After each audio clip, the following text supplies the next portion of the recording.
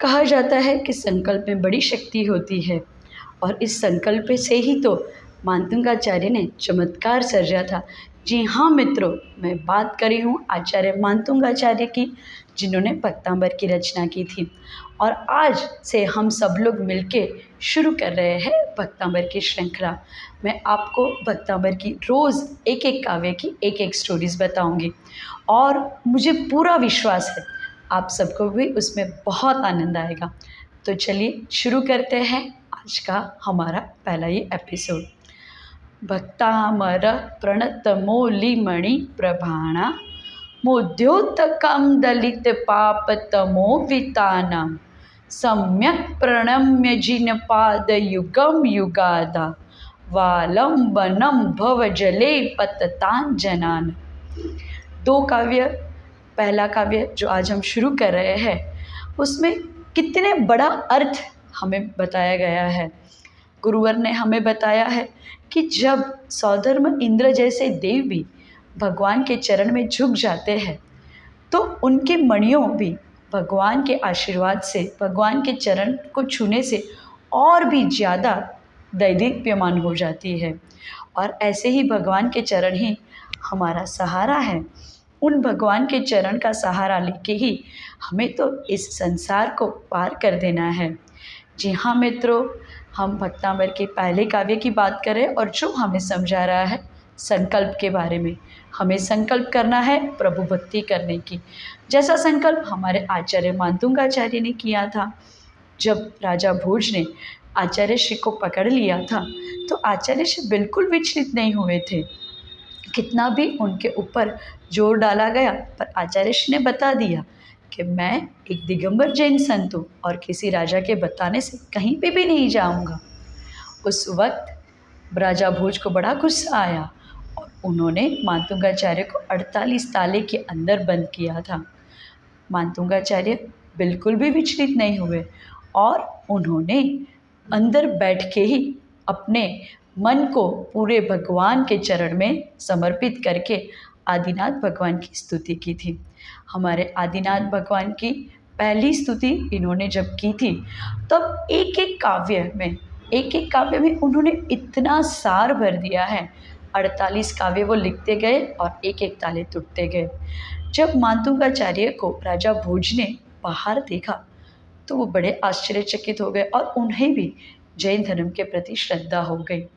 ये थी संकल्प की शक्ति हमारे आचार्य मातंगाचार्य में, और वही संकल्प की शक्ति आप और हम भी प्राप्त कर सकते हैं। हमें भी संकल्प करना है, हम भी भक्तांबर का पाठ नित्य प्रतिदिन करेंगे। चलिए मैं आपको बताती हूँ एक युवा की कहानी।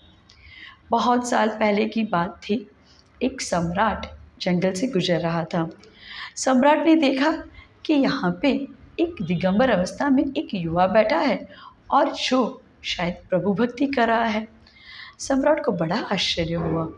वो गया, उसने कहा, क्या बात है, आप इतनी युवा अवस्था में यहाँ पे जंगल में क्यों बैठे हो? कोई तकलीफ़ है? पैसे की तकलीफ़ है? मैं दूंगा। घर नहीं है? मैं दूंगा। कोई आपको परेशान कर रहा है? मैं तुम्हारी रक्षा करूँगा। चलो चलो मेरे साथ चलो, मैं तुम्हारा नाथ बनूंगा। संत कुछ भी नहीं बोले, सिर्फ मुस्कुराए। बोले, आपको क्या लग रहा है, मैं अनाथ हूँ? मुझे तो लग रहा है आप अनाथ हो। बोले सम्राट, ये क्या बोल रहे हो? मैं तो जा रहा हूँ बाजू के जो राज्य है उसके ऊपर हमला करने के लिए। देखो कितनी बड़ी सेना है मेरे पास, मैं सम्राट हूँ। संत बोले, सम्राट हो पर मुझे तो लग रहा है आप मुझसे भी ज़्यादा अनाथ हो। आपको पता है मुझे संसार में कोई तकलीफ़ नहीं थी। मेरे माता पिता मेरी बहुत बहुत बहुत ज़्यादा परवरिश में ध्यान दे रहे थे, मुझे बड़ा प्यार भी दे रहे थे। पर एक दिन पता नहीं क्या हुआ, मेरे सर दर्द हो गया। इतना सर दर्द हो गया, इतना सर दर्द हो गया कि क्या बताऊँ। मेरे माता पिता ने बहुत यत्न किए, एक से एक अच्छे से अच्छे वैद्य को मुझे दिखाया। यहाँ तक कि मुझे कोई जगह पे भी नहीं छोड़ा जहाँ पे लोगों ने बताया हो। बहुत सारे उपचार किए, बहुत सारी दवाई की, पर क्या पता मेरा ये दर्द ठीक ही नहीं हो रहा था।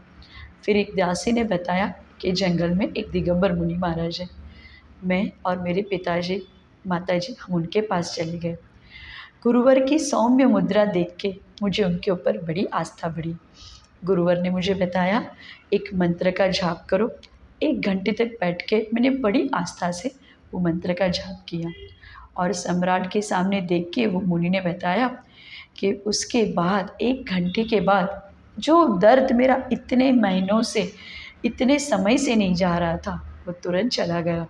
मैं समझ गया, ये संकल्प की शक्ति है, ये आस्था की शक्ति है। जो कोई नहीं कर सका वो मेरे गुरुदेव के आशीर्वाद और मंत्र ने कर लिया। मेरी जैन धर्म के प्रति श्रद्धा बढ़ी गई, बहुत बढ़ गई। और मैंने सोचा कि इतने से सर दर्द में मैं इतना परेशान हो रहा था, जब जन्म मरण की इस दर्द को मैं कैसे सहन कर पाऊँगा। और मैंने तुरंत ही उस मुनिराज के पास दीक्षा ले ली। अब बताओ, क्या मुझे कोई तकलीफ़ है या तुम्हें तकलीफ़ है? देखो, मेरे पास ना घर है, ना मेरे पास कोई परिग्रह है, ना मेरे पास महल है, पर फिर भी मैं बड़ा खुश हूँ। जब संत की ये बात सम्राट ने सुनी तो वो संत के चरण में नतमस्तक हो गया और उसने भी संकल्प लिया कि मैं भी जिन दीक्षा लूँगा और अपने जीवन को आगे बढ़ाऊँगा। सो मित्रों, आप सबको भी एक संकल्प करना है। हम भी भक्तांबर पढ़ेंगे और अपने जीवन को, जो भी दुख है, जो भी हमारे जीवन में कमियां हैं, उस सबको भक्तांबर के माध्यम से पूर्ण करेंगे।